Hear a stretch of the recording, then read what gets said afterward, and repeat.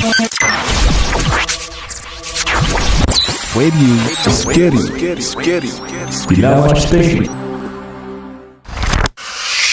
Assalamualaikum warahmatullahi wabarakatuh. Alhamdulillah rabbil alamin wassalatu wassalamu ala asyrafil anbiya'i wal mursalin nabiyina Muhammadin wa ala alihi wa ashabihi ajma'in wa ba'du.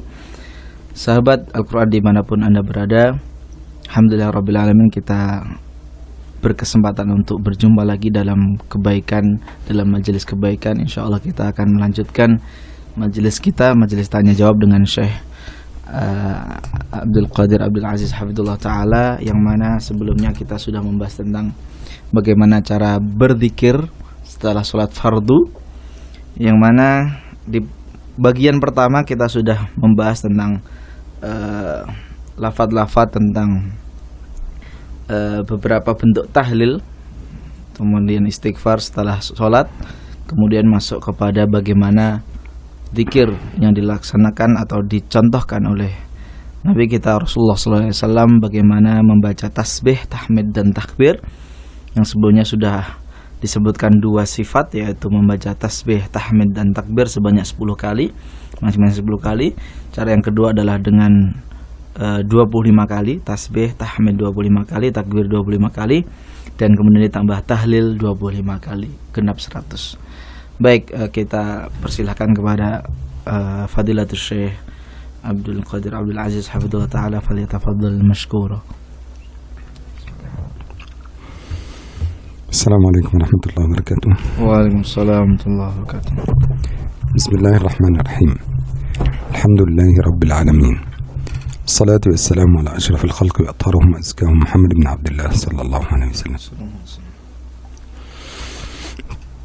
الرحمة المهداة والنعمة المسداة والسراج المنير البشير النذير. اللهم أحينا على سنته وأمتنا على ملته، وارزقنا شفاعته وارفقنا صحبته في الفردوس الأعلى، ومتعنا بلذات النظر إلى وجهك الكريم، اللهم أمين يا رب العالمين.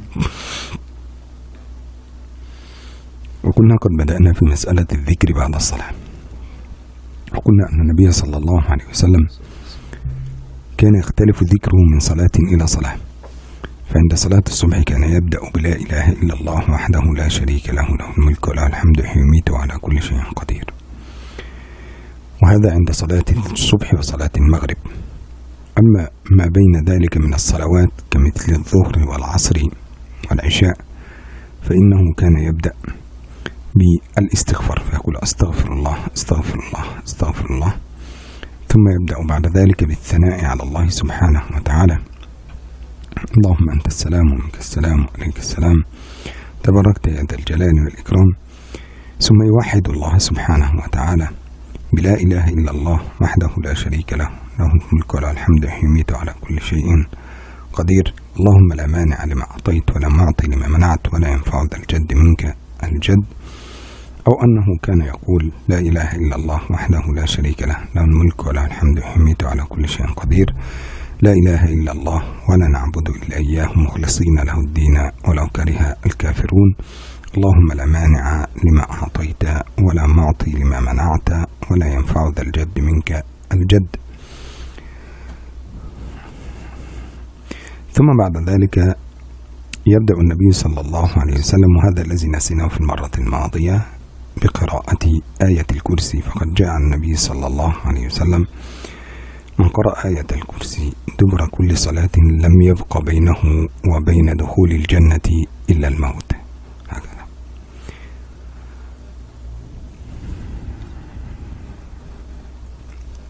ثم يبدأ في التسبيح صلى الله عليه وسلم، وكان التسبيح من هديه صلى الله عليه وسلم في التسبيح أو صفات التسبيح، وقد جاء أن صفات التسبيح 10 هكذا، كما جاء في حديث ذهب أهل الأجور بالدثور والدرجات، ذهب أهل الدثور بالأجور والدرجات العليا والنعيم المقيم. ثم بعد ذلك أمرهم النبي صلى الله عليه وسلم فقال تسبحون دبر كل صلاة 10 وتحمدون 10 وتكبرون 10 هكذا. وفي الرواية الثانية أن يكون التسبيح 25 25 25، وكما جاء ذلك في الرواية التي تقول أن رجلا قد رأى رجلا من الأنصار يأتي إليه في منامه ويقول له أمركم رسول الله صلى الله عليه وسلم بكذا، بأن تسبحوا الله كذا وكذا وكذا. قال نعم. قال فاجعلوها 25 في التكبير، 25 في التسبيح، 25 في التحميد، 25 في التكبير، 25 في التهليل. فأخبر بذلك رسول الله صلى الله عليه وسلم فأقر النبي على ذلك، وكان ذلك سنة تقريرية. Baik, bahwa tadi beliau mengulang sedikit tentang apa yang sudah disampaikan tentang bagaimana fikih atau amaliyah dalam dzikir ba'da setelah sholat fardu.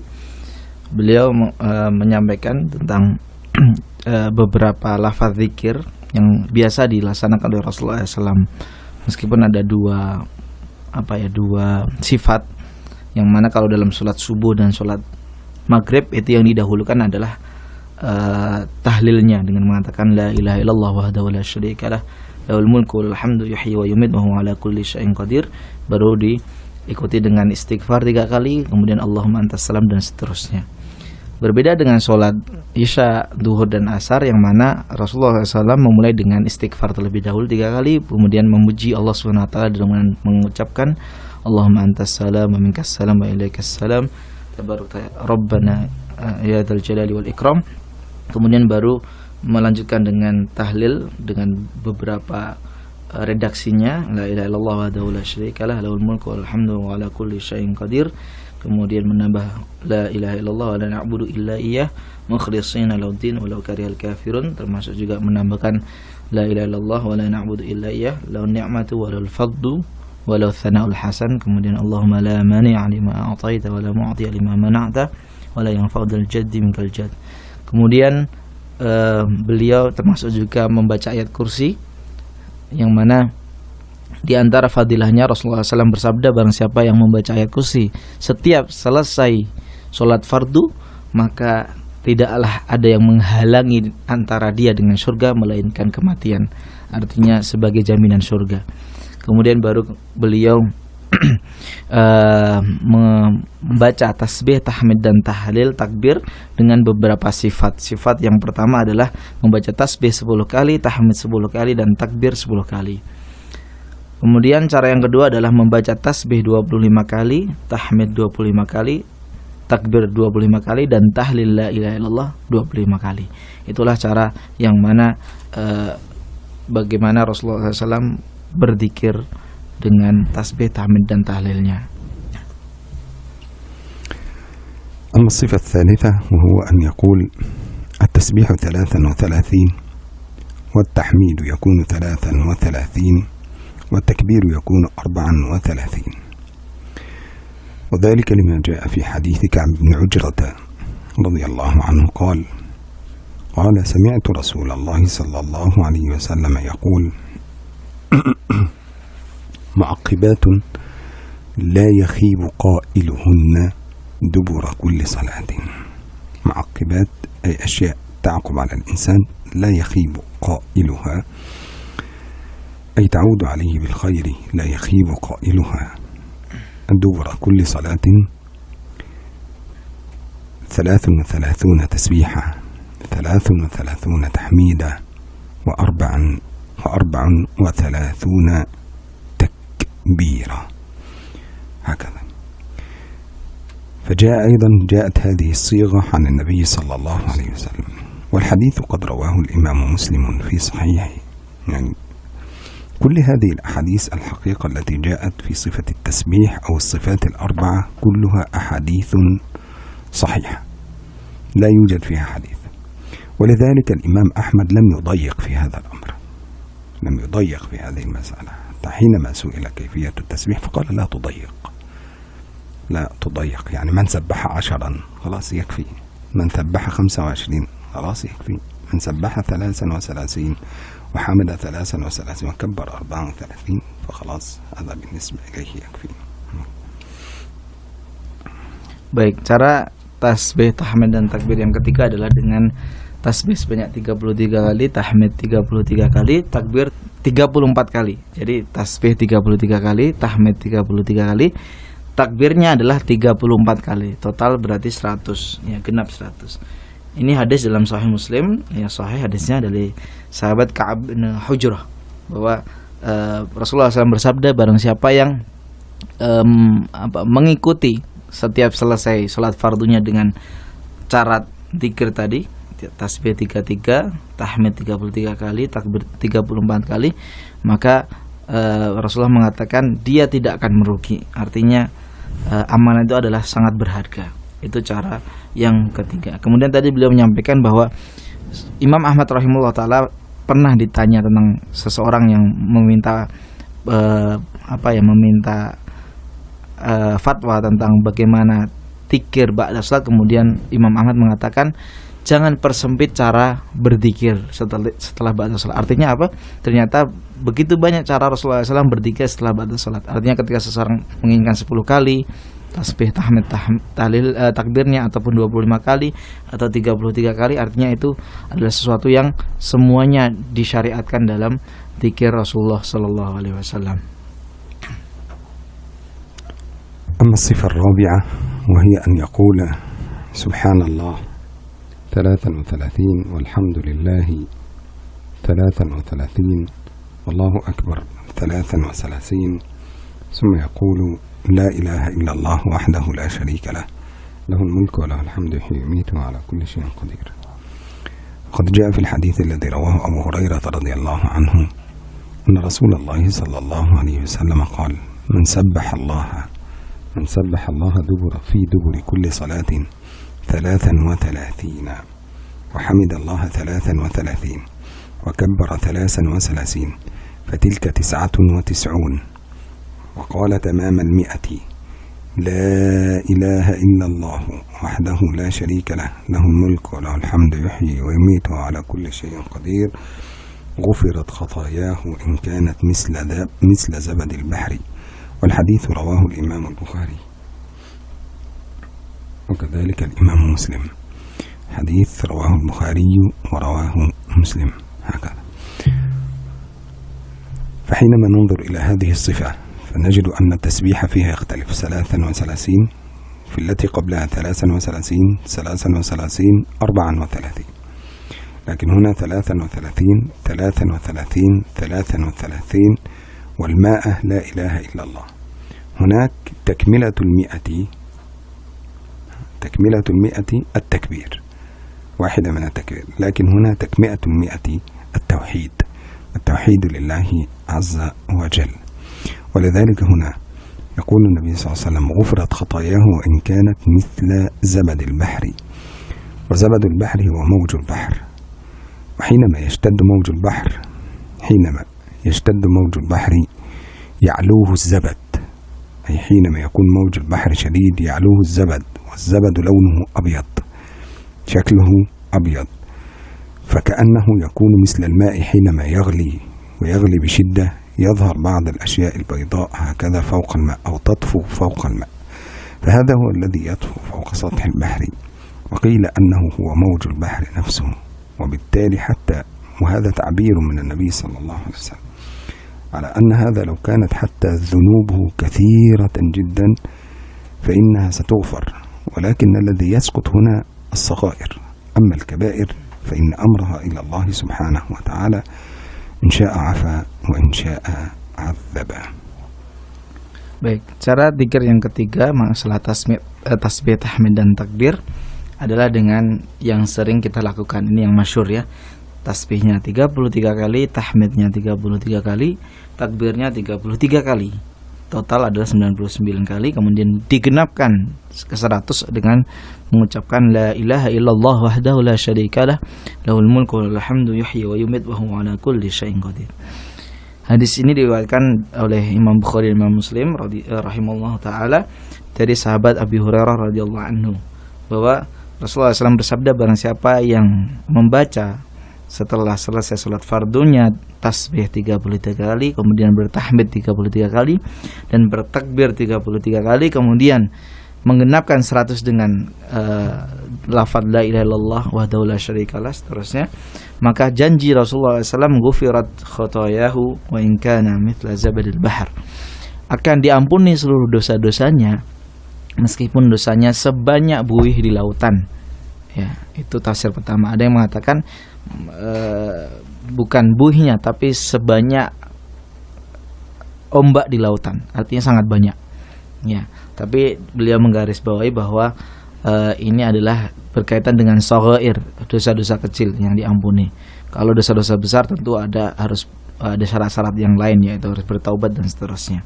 Itu bagaimana perbedaan antara cara zikir yang ketiga dan keempat adalah sama-sama 100 kali zikir, tapi yang cara yang ketiga tadi berbedanya adalah 33 kemudian takbirnya 34. Kalau cara yang keempat adalah samanya adalah 33 kali kemudian digenapkan 100 dengan la ilaha illallah wahdahu la syarikalah lahul mulku wal hamdu yuhyi wa yumiit wa huwa ala kulli syai'in qadir. وقد ذكر الإمام ابن رجب في كتاب فتح الباري فقال: ويجوز له أن يجمع بينهما فيقول سبحان الله والحمد لله والله أكبر، سبحان الله والحمد لله والله أكبر، سبحان الله والحمد لله والله أكبر، سبحان الله والحمد لله والله أكبر، مرة واحدة هكذا حتى يكون العدد 33. يعني ليس شرط أن يكون سبحان الله سبحان الله سبحان الله، أو بعد أن ينتهي من 33 يقول الحمد لله الحمد لله الحمد لله. هذا ليس شرطا كما قال الإمام ابن رجب، وقال الأمر على التوسعة، وذكر ذلك في كتاب فتح الباري. وذكر أن رجلا سأل الإمام أحمد: هل يفردها، هل تكون على الإفراد أو على الجمع؟ يعني هل تكون بالإفراد أو تكون بالجمع؟ فقال الإمام أحمد: لا تضيق، لا تضيق، فمن فعل هذا فعل، ومن فعل هذا فعل، هكذا. ولذلك حينما ننظر إلى هذه المسألة، الحقيقة أن ابن رجب استدل هنا بحديث الذي ذكرناه في الأول الذي هو دبر كل صلاة 10 دبر هكذا، لكن جاء في هذه الرواية عند البخاري عن أبي هريرة رضي الله عنه قال: جاء الفقراء النبي صلى الله عليه وسلم فقالوا: يا رسول الله، ذهب أهل الدثور بالأجور والدرجات العلى والنعيم المقيم، يصلون معنا كما نصلي ويصومون كما نصوم وكذا. فقال لهم النبي صلى الله عليه وسلم: ألا أخبركم بشيء إذا فعلتموه لم يدرككم من قبلكم ولم يسبقكم من بعدكم إلا من أتى بمثل ما أتيتم؟ قالوا: نعم يا رسول الله. فقال: تسبحون 3 دبر كل صلاة 33 وتحمدون 33 وتكبرون 33. قال أبو هريرة: فاختلف بعضنا مع بعض واختلفنا فقلنا نسبح 33 ونحمد 33 ونكبر 34. فذهبت إلى رسول الله صلى الله عليه وسلم فقال: قولوا سبحان الله والحمد لله والله أكبر كل منهن 33، يعني قولوها هكذا. ففهم أبو هريرة من هنا، وأخذ الإمام ابن حجر في فتح الباري برأي الإمام ابن رجب، حيث أنه يقول في هذا أن النبي صلى الله عليه وسلم قال له: سبحوا 3 قولوا سبحان الله الحمد لله الله أكبر كل منهن 33. معنى ذلك أنه يدل على أنه يجوز الجمع بينهما، فيجمعهما فيقول سبحان الله والحمد لله والله أكبر. وقد زاد في ذلك الإمام ابن رجب: وقد يزيد على ذلك التهليل، فيقول سبحان الله والحمد لله والله أكبر ولا إله إلا الله، هكذا يمكن أن يزيد هذا فيصبح العدد 33. أيضا يمكن أن يزيد هذا في التسبيح بعد الصلاة كما جاء في حديث النبي صلى الله عليه وسلم. Baik, itu tadi 4 cara dalam cara bertasbih, tahmid dan takbir dan tahlil dalam setiap ba'da salat. Kemudian ada tambahannya bahwa ternyata ada cara yang lain. Kalau tadi kan sendiri-sendiri, tasbih dulu selesai, tahmid selesai, baru takbir, baru tahlil, yaitu menggabungkan semuanya. Yang ini disampaikan oleh Ibnu Rajab rahimahullah ta'ala dalam kitabnya Fathul Bari, yaitu dalam syarah Sahih Bukhari, yang mana beliau menyebutkan tentang ada ajaran atau ada athar, ada termasuk hadis juga nanti disampaikan bahwa boleh kita menggabungkan dengan mengatakan subhanallah walhamdulillah wala ilaha illallah, seperti itu. Subhanallah alhamdulillah wallahu akbar sebanyak 33 kali. Ya. Dan juga suatu ketika Imam Ahmad pernah ditanya oleh seseorang tentang apakah digabungkan seperti tadi ataukah sendiri-sendiri. Tasbih dulu selesai, tahmid dulu selesai, baru takbir dan seterusnya. Kemudian Imam Ahmad mengatakan la tudayya, jangan dibatasi. Artinya digabung juga boleh, sendiri-sendiri juga boleh. Dan ternyata hal ini para ulama menyimpulkan dari beberapa hadis, diantaranya adalah hadis Abu Hurairah radhiyallahu anhu ketika para sahabat bertanya kepada Rasulullah SAW apakah sendiri-sendiri dan digabung juga boleh. Maka kemudian Rasulullah mengatakan kullu minhunna thalathan wa thalathin, artinya semuanya yang penting 33 kali, ya, baik digabung atau tidak, ya. Bahkan kalau dalam yang tadi riwayat Abu Hurairah itu digabung pun nggak masalah, artinya dibolehkan, ya. Subhanallah alhamdulillah wallahu akbar. Kemudian juga oleh Ibnu Rajab juga ditambahkan takbir karena berkaitan dengan hadis-hadis sebelumnya tentang ternyata tahlil juga dibaca ketika zikir, maka kemudian dilengkapi dengan subhanallah alhamdulillah wala ilaha illallah wallahu akbar, diulang sebanyak 33 kali. وكان النبي صلى الله عليه وسلم يعقد على أنامله،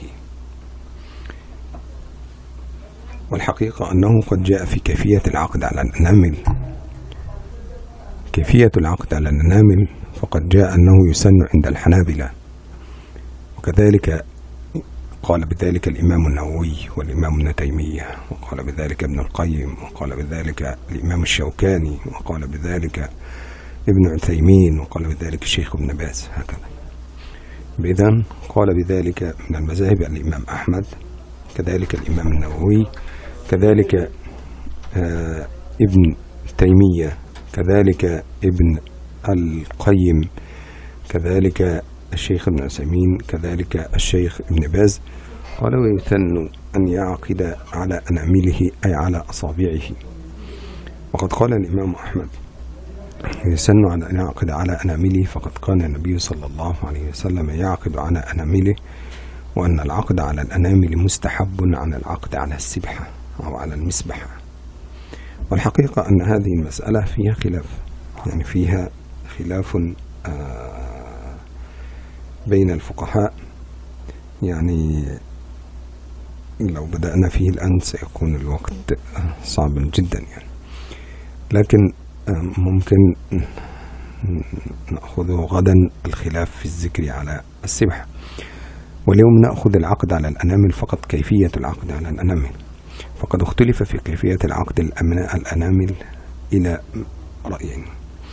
الرأي الأول وهو الذي أيده ابن القيم وأيده ابن باز وأيده الشيخ ابن عثيمين، فقال أن يعقد على 5 أصابع، وأن العقد عند العرب لا يكون إلا بالإصبع كاملا، ولا بأس أن يسبح باليدين فيعقد بال5 أصابع، فيكون العقد هكذا: يغلق الإصبع سبحان الله سبحان الله سبحان الله سبحان الله سبحان الله سبحان الله سبحان الله سبحان الله سبحان الله، هكذا حتى يغلق 10، ثم يفتح مرة ثانية فيكون العدد 20، فيغلق فيكون العدد 30، فيأتي ب3 ويكون هذا تمام 33، هكذا. واستدلوا على العقد بالأصابع هنا بحديث النبي صلى الله عليه وسلم، وقد أمر فيه النبي صلى الله عليه وسلم النساء وقال لهن حينما أمرهن بالتسبيح، يعني في جزء من الحديث، فقال لهن النبي صلى الله عليه وسلم: وعقدنا على الأنامل، وعقدنا على الأصابع على الأنامل فإنهن مستنطقات مسبحات، هكذا، فإنهن مسؤولات مستنطقات. معنى مسؤولات فإنهم سيسألن يوم القيامة، وأن الله عز وجل سيسألهم، وهؤلاء سيشهدون عليكم يوم القيامة. والرأي الثاني هو أن يعقد على كل أنملة، فيعقد فيصير العدد 15، هكذا. حينما يعقد هنا 5 أصابع في 3 فيصير العدد 15، هكذا. هذا رأي، لأن العقد على الأنامل فقط من الداخل، ليس العقد على الأصابع هكذا. الرأي الثاني وهو الذي قال به الإمام الشافعي وقال به الإمام مالك وقال به أبو حنيفة وقال به محمد بن الحسن الشيباني، وكذلك قال به كثير من العلماء المعاصرين، وهو أن يعقد على الأنامل. لكن كيفية العقد على الأنامل حقيقة اختلف فيها أيضا، فقيل يمكن أن يعقد مرة واحدة، فيعقد فيبدأ على الإصبع من ناحية اليمين، فيبدأ من هنا سبحان الله سبحان الله سبحان الله، ثم يميل إلى اليسار سبحان الله سبحان الله سبحان الله، هكذا، فأصبح العدد 6 هكذا. بإذن 1 2 3 1 2 3 هكذا. حينما يعد هذا سيصبح العدد 30، فيأخذ هذا الإصبع 3 من الخارج فتصبح هكذا 33. هذه طريقة. الطريقة الثانية أن يأخذ 1 2 3 فيكون العدد 15، ثم يعود مرة ثانية فيكون العدد 30، ثم يأخذ إصبعا من هذه الأصابع. وفي كل الأحوال سواء عقد هكذا أو سواء عقد بإصبع أو سواء عقد بهذه الطريقة أو عقد بالثلاث طرق، بأي طريقة تعجبه يعقد، فهذا كله مستحب وأفضل من العقد على السبحة التي سنذكر الخلاف فيها غدا إن شاء الله. صلى الله سبحانه وتعالى أن يوفقنا وأن يعيننا إلى ما فيه الخير والصلاح إن شاء الله. Baik, tadi beliau sudah menyebutkan tentang sunnah berzikir dengan tasbih, tahmid, dan tahlil, takbir, ya, dengan jumlah-jumlahnya. Kemudian kita masuk menuju bagaimana menghitung tadi jumlahnya, karena kan ada bilangannya, ada 33 kali. Kalau mungkin 3 kali bisa dibayangkan, tapi kalau 33 kali tidak bisa dibayangkan, harus ada sesuatu yang membantu untuk menghitungnya. Maka ternyata ada banyak cara juga, ya. Yang beliau ingin sampaikan adalah tentang yang memang sesuai dengan yang banyak hadisnya dan dohir dari ajaran Rasulullah SAW adalah dengan menghitung dengan tangan, jari-jari tangan. Meskipun nanti juga ada banyak caranya. Berkaitan dengan pertanyaan selanjutnya tentang apakah boleh menghitung dengan alat bantu, misal tasbih yang kita sebut sebagai tasbih, artinya tasbih ya bukan tasbih subhanallah, bukan, tapi artinya alat yang biasa dibentuk entah dari kayu atau dari yang lainnya atau dari bentuk-bentuk biji-bijian dan seterusnya, yang di situ ada 33 biji. Apakah dengan alat itu insya Allah akan dijawab di pertanyaan selanjutnya, karena ada khilaf di situ. Yang sudah sepakat adalah tentang ajaran Nabi SAW ketika menghitung dengan jari jemari. Nah, dan ulama sepakat tentang sunnahnya menghitung dengan jari jemari, disepakati oleh banyak ulama, di antaranya Imam Nawawi, Imam Syekhul Islam Ibnu Taimiyah, Ibnu Qayyim, Imam Syaukani, termasuk Syekh Ibnu Baz dan Ibnu Utsaimin rahimahumullah jami'an. Ya, itu sepakat tentang sunnahnya menghitung tasbih, tahmid, dan tahlil dengan tangan. Meskipun juga ada perbedaan pendapat, ya. Ada cara pertama adalah perkataan Ibnu Qayyim, termasuk Ibnu Baz, termasuk Syekh Ibnu Utsaimin rahimahullah, bahwa menghitung dengan semua jari ke-10. Ya, artinya bukan lewat ruas jari tapi semua jari 10, ya. Subhanallah, ibu jari, kemudian lanjut ke telunjuk, jari tengah, jari manis, kelingking, dan kemudian tangan kiri seperti itu. Kemudian diulang lagi, ya. 10, 10, 10, 30 baru tambah 3, 33. Cara yang kedua adalah dengan ruas-ruas jari. Ya, dalam ruas jari ini dari termasuk para imam madhab, ya, Imam Syafi'i, Imam Malik, Imam Abu Hanifah mengajarkan dengan ruas-ruas jari. Itu pun ruas jari ini berbeda caranya. Ada yang ruas jari itu per jari hanya diambil 3 ruas. Artinya 3 ruas, misal ibu jari ada 3 ruas, subhanallah 3 kali, kemudian ibu jari 3 berarti sekali putaran itu 3 kali 5, 15. Maka kemudian diulang lagi jadi 30 tambah sekali satu jari, misal ibu jari jadi 33. Ada yang langsung per jari itu dapat 6. Jadi misal jari kelingking itu ruasnya, ya, bukan tengah-tengahnya tapi ruasnya, ya. Jadi subhanallah, subhanallah, subhanallah. Kemudian sisi, jadi satu jari itu ada 2 sisi, ya. Sisi misal kiri, kita lihat jari kita, ya, kalau kita hadapkan telapak tangan ke muka kita, sisi kirinya misal kelingking, sisi kirinya itu kita dari bawah 1, 2, 3. Kemudian sisi yang tengah ya, sisi kanannya kemudian 4, 5, 6. Jadi 6 kali 5 kemudian 30 ya. 30 tinggal nambah 3 ya. Itu beberapa cara tentang menggunakan jari jemari atau ruas-ruas jari untuk menghitung dzikir kita. Dan berkaitan tadi cara yang pertama yaitu dengan 10 jari, dengan semua jari ya. Itu adalah sabda Nabi SAW kepada perempuan-perempuan para sahabiyah, yang mana beliau menyuruh mereka untuk ketika berzikir dengan waqidna alal anamil ya, fa innahunna mas'ulat mustantaqat ayna, bahwa beliau menyuruh pada sahabiyah, kalian menghitunglah dengan jari jemari, karena sesungguhnya jari jemari kalian ini akan mas'ulat, mereka akan bersaksi, berbicara di hadapan Allah Subhanahu wa taala di yaumul hisab tentang bahwa jari-jari jemari kita ini digunakan untuk berzikir kepada Allah Subhanahu wa taala. Itu gambarannya, dan insyaallah nanti di pertemuan selanjutnya akan membahas tentang khilaf apakah apakah boleh dan tidaknya tentang memakai alat bantu, termasuk kita sebelumnya tasbih atau alat-alat yang lain. Kalau sekarang lebih canggih pakai tasbih elektronik ya. Biasanya kalau orang umrah atau haji ada dibawakan oleh tasbih elektronik ya, dipencet-pencet seperti itu. Nanti insyaallah akan beliau jawab di pertemuan selanjutnya. Demikian kurang lebihnya saya mohon maaf, dan kita tutup dengan kafatul majelis. Subhanakallahumma bihamdika asyhadu an la ilaha illa anta astaghfiruka wa atubu ilaik. Wassalamualaikum warahmatullahi wabarakatuh.